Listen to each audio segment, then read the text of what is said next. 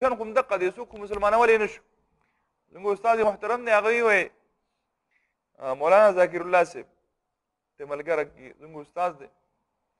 الله دې په عمر کې برکت واچي نو هغوی وی یو نوجوان ما ته وی چې د انټرنیټ ډېرې زیاتې فایدې دي په هغه وخت کې د انټرنیټ داسې نوې نوې راوته و خو د مخکې نه خو زموږ خلکو لږ نوې نوې استعمال دا کړو خاص خلک به پوهېده ډېر به بس خو ماشومان هم پوهېږي او لوی هم پوهېږي هر سړی پوهېږي یا د مولیان هم پکې ویډیوګانې شروع کړي هغه وایي ما ته وی چې د نېټ ډېرې زیاتې فایدې دي په دې باندې خلک لایو چټ کوي او یو بل سره په لایو خبرې کوي یو بل یې خبرې کوي ما ورته چې دا تا ته به څه پیدا رسېدلې ده لکه د دین په اعتبار سره داسې وایي چې ګوره ما پې د یو انګریز سره خبرې کولې د انګریز سره نو د هغې سره پې ما خبرې کولې او هغې له ما دعوت ورکړو ما ورته چې دا خو تا دعوت ورکړو که نه رزلټ یې راته وښیه آوټپوټ رزلټ یې څه دی وی چې رزلټ یې دا و چې کله موږ خبرې وکړې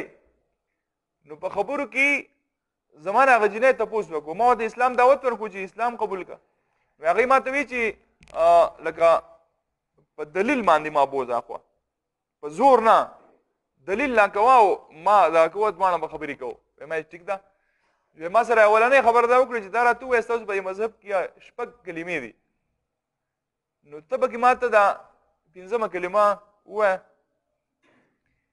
چې وایي زما خوله بوسه بوسه کېده چې مال نه راتله ما چې زه اوس څه ویم چې نه درځي چې ما ته وایي چې زه شپږم ووایه ما په کې وایي چې پنځمه نه راځي نو شپږم به د کوم طرفه راشي ما وایي چې نه راځي وایي چې د داسې مذهب دعوت ولې ما الله کوي چې په خپله تال نه درځي نو زموږ مولانا صاحب ورته بیا څه وشو بس خبره ختمه بیا د ما دعوت نه شو ورکولی نو زموږ مولانا صاحب ما ورته چې تا فایده وکړه که نقصان دې وکړو دا خو تا نقصان وکړو کیدای شي د دې زنانه سره څوک میلاو شوی مستوراتو جومات تللی وي تبلیغ کې او هغه سره میلاو شوی خبره ورسره کړې وي کیدای شي اسلام یې قبول کړی او ستا په وجه باندې ته لا جواب کړې که نه نو اوس ستا په وجه کیدای شي هغه اړ وران شي دې طرف ته چې یاره دا خو مسلمانان داسې دي خپل مذهب سره اړو تعلق نشته د مسلمان تصور چې به کله په ذهن کې راځي که نه مسلمان داسې راځي چې دی به دا تحیات په شکل کې قرآن مجید ته ناسي دا تحیات په شکل کې دی به قرآن مجید ته ناسي د قرآن تلاوت به کوي تاسو مې سوچ به کوئ مسلمان داسې تصور راځي دی به تحیات په شکل کې ناسي او قرآن به لولي دی به په مانځه باندې ولاړ لمونځ به کوي عبادت به کوي ټیک ده که نه موږ چې تصور کوو د مسلمان یاره مسلمان څنګه دی به دغه لاس اوچت کړي دا به دعا غواړي یعنی مسلمان یو عمل دی عمل هغه عمل به د وجود نه ټپکاویږي ښکاره کېږي به اوس داسې یو وخت و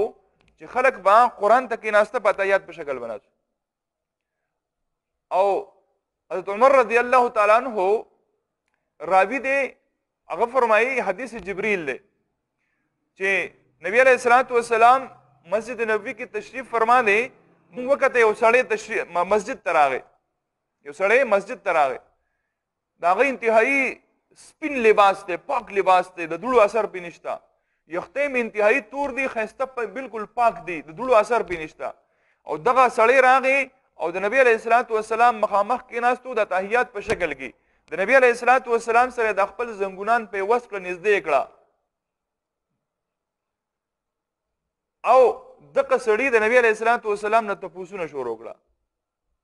او دومره په ادب او دومره وښکلي انداز باندې لګیا دی بهرحال هغه ډېر اوږد حدیث دی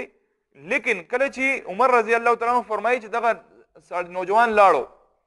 بیا نبی علیه الصلوۃ والسلام نه موږ په یو موقع کې تپوس وکړو د الله رسوله دا څوک و دا سړی خو موږ نه پېژاندو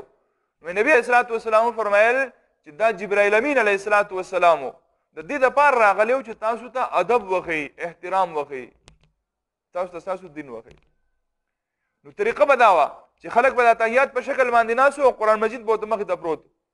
اوس په پړو به یې راټینګې نو اوس نن سبا مسلمانانو په پړو راټینګې زموږ دې مسجد کې اعلان وشي که نه او بعض اوقات الملګري همت وکړي پاسې یاره به نن به درس کې قرآن کښېنئ نو تاسو ګورئ که نه څنګه منډې وي دا خلک تبلیغ والا اعلان وکړي لکه به کښېنئ تعلیم به کېږي خلک څنګه منډې وي روانې څوک نه کښېني د مسلمان هغه تصور هغه مونږ خراب کړی دی نو په خپل منځ کې هم د یو بل لړونه مات دي. نو د مسلمانانو حکم نخه چې قرآن بیان کړی دا چې اشداء علی الکفار په کافرانو بسخي رحماء بینهم په آپس کې به د یو بل سره مینه محبت کوي.